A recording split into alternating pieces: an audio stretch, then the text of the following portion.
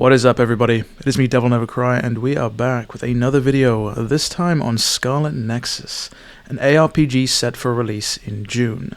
The demo just dropped over on PS4 and PS5. I know Xbox has had access to this demo for at least a week, but I was finally able to get my hands on it, and here we are with a first impressions video.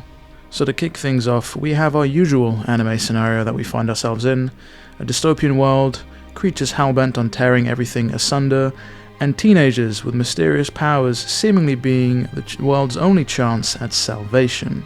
And that is where the protagonist comes into play. You can pick between two characters, Yuito or Kasane, two new members of the OSF, the Other Suppression Force, with the enemies or the creatures titled the Other. A bit on the nose, I know, but it is what it is. So we have these psychokinetic powers, we're out there kicking ass, and the demo didn't really go all too much into the story or allude to where it is eventually going to go, but I'm willing to bet that by the end of the game, we'll probably be taking down God, or something or the other, or Satan, or something just as wild and as zany and as climactic. Looking at the gameplay for the first time, you might think this is a hack and slash, character action game, spectacle fighter, whatever you want to call it, but that is simply not the case. The game is riddled with RPG mechanics, from percentages to critical hits to skill trees to all sorts of things you'd expect in an RPG, but that doesn't mean that the gameplay is not fun or engaging. If I had to draw a comparison here, I'd probably say this plays quite similar to Astral Chain. You have your standard attacks that your protagonist can do themselves, and then there are the secondary and tertiary ranged attacks that you can do using your psychokinetic powers, similar to what you could do with your legions in Astral Chain. Though I personally do think that the combat in this game flows a whole lot better than Astral Chain. There is a specific rhythm to the combat in Scarlet Nexus that once you get and it clicks, it feels great to play. You can go in with your specific standard attacks with the protagonist, whether it's aerial attacks or grounded attacks, launchers, helm breakers.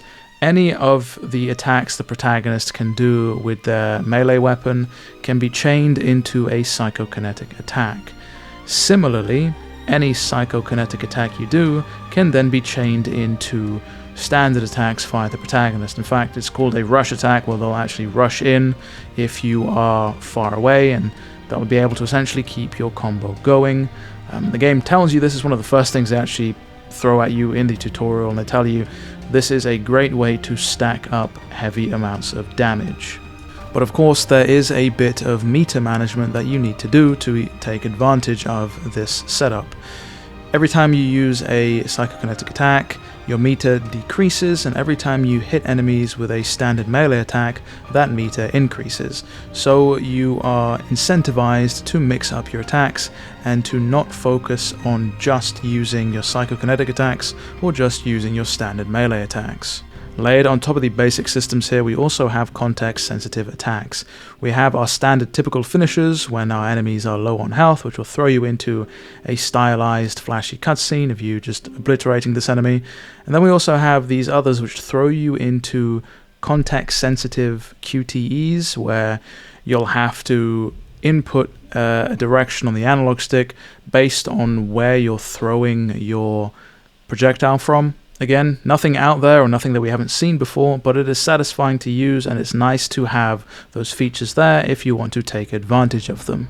Did I mention this is an ARPG? Because we also have party members who fight alongside us, and they're not just there to take aggro and to sandbag and for us to curse out when we lose. They actually do have something else to do other than stand around, and that is the whole Brainlink system.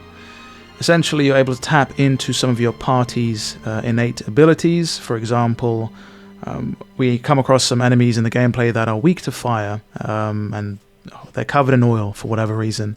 And we're able to tap into one of our teammates' abilities, engulf our weapon in flames. It gives us wider range on our attacks, more damage, and we're actually able to apply a burn effect to these enemies. Again, nothing that we haven't seen before, but it is another layer to add to the combat. And I'm assuming as you're able to swap out some of your party members, you'll be able to swap out what abilities you have access to. Speaking of abilities, let's talk about the skill tree, aka the brain map. Obviously we played the demo, there wasn't a lot of things that we had access to because we had a limited amount of points, but we were able to unlock an aerial dash and we were able to unlock a Helmbreaker move, which was pretty cool. A lot of the stuff there tended to deal with percentages. There was an ability tied to perfect dodges, so just dodges or perfect dodges are a mechanic in this game, which is pretty cool. It seems to be a reward and an incentive for playing well. Aside from the gameplay, not much else really caught my eye, but then again, gameplay is all I really need. As long as your game is engaging to play, I'll give it a fair shot. The cel-shaded graphics, character models, the animations, graphical fidelity, all looked fantastic, great. I will say I'm hoping the locale is varied and it's not just in this urban area because I can see it getting old pretty quick. Looking at you, Glyphoth Tree from DMC5, so I'm hoping it's not all based in one area. But I will say the game obviously runs at 60 FPS on PS5. It was smooth, no frame drops, no screen tearing, anything like that. So it's all good on that end, at least for me. The age of 30 FPS action games is hopefully coming to an end. There's nothing worse than playing a game which demands accurate inputs and timing, only for it to be 30 FPS and feel like you're moving through molasses.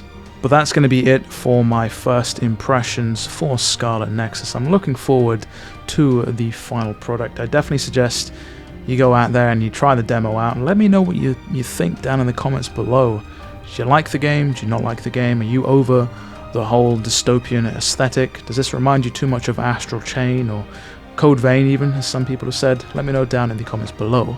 With all that said and done, it has been me, DevilNeverCry. I would like to thank all of you for watching, and as always, I'll see you all next video.